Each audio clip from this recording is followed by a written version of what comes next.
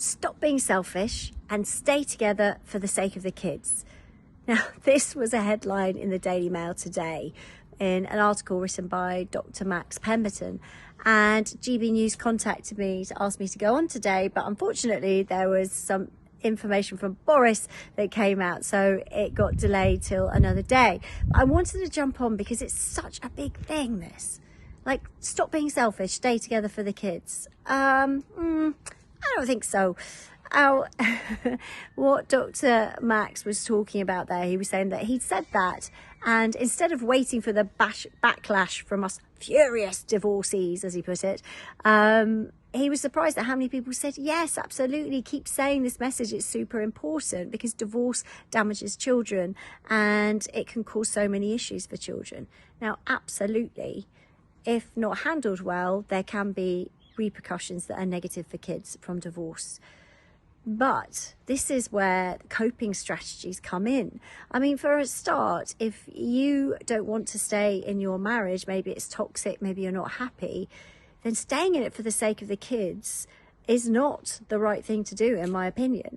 Now, there are ways to handle it that will minimize the damage to children, and I'm a big believer, as many of you know, there doesn't have to be any damage to children. In fact, it can be a really valuable life lesson, because if we wrap our kids up in cotton wool and protect them from any negativity or any difficult life circumstance, what happens to our kids? They grow up thinking that life is always easy, and they have no resilience and no coping skills.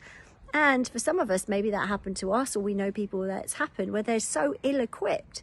Because whether we like it or not, they're going to go through a breakup, they're going to get dumped, they're going to be betrayed, they might not get into the school or the college they want, they might not get the job they want, they might be working with someone who's horrible to them. Life is going to show them challenges. That's what life is, you know. So ultimately what we want to do is help them, protect them, so that the best way to do that is to help them to cope better when life throws us those curveballs. Okay, and what I mean by that is teach them the coping skills that we're using to get us through our breakups, to empower them to have the remote control to their brain, to be able to dial down those negative emotions so that they're not just reeling from something terrible that's happened to them. You know, learning that life isn't about what happens to you.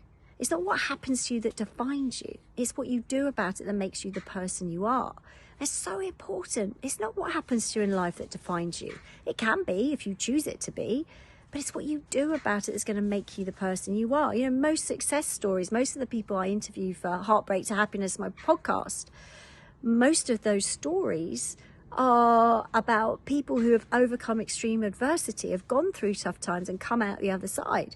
And I went through a hideous divorce and turned that into something that's really positive and now helping people around the world, as of many of my coaches that train in my training school. You know, a lot of people have come through tough times and used that pain and turned it into their superpower in so many different professions. In fact, most people who are truly successful and happy are people that have managed to work on themselves and turn that around, so it becomes a blessing, it becomes a gift, which is really hard to see at the time, right? So saying that stay together, it's selfish to split up for the kids, or it's damaging for the kids. Yes, instability and aggressively severing where the parents are both at each other, and you know, there's ways of doing it that can minimize that, of course. And you know, divorce is the second most traumatic experience we go through after death of a loved one. So we absolutely need to think it through carefully. It's not something to rush into or to go, yes, I fancy a divorce. I don't think many people do that. Anyway, in my experience, definitely not in my clinic. Either it's something that's thrust upon them or they've spent a long time thinking about it.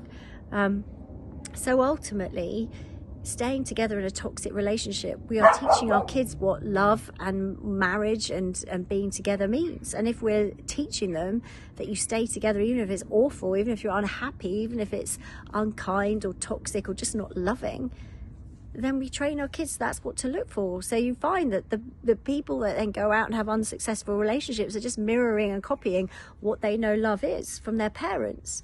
So is it selfish to stay in your marriage, or is it not selfish to get out? You know, I mean, I definitely think it's more selfish to stay and teach your kids something that's not going to serve them. I definitely think there's other ways of looking at this, but I do think it's important that we teach all our kids coping strategies to cope, so that when life throws us a curveball, that they can pick it up and run with it. That's the most important thing. And if that's a valuable life lesson they get from watching their parents go through a divorce, and that makes them stronger, and they can learn from that and say, right, if I know what I'm looking for now, I know not to settle, but I also know how to cope when tough stuff happens, they go out into the world more prepared, and that is going to give them a better chance at happiness and finding a better relationship for them. My thoughts. What are yours? Drop them below.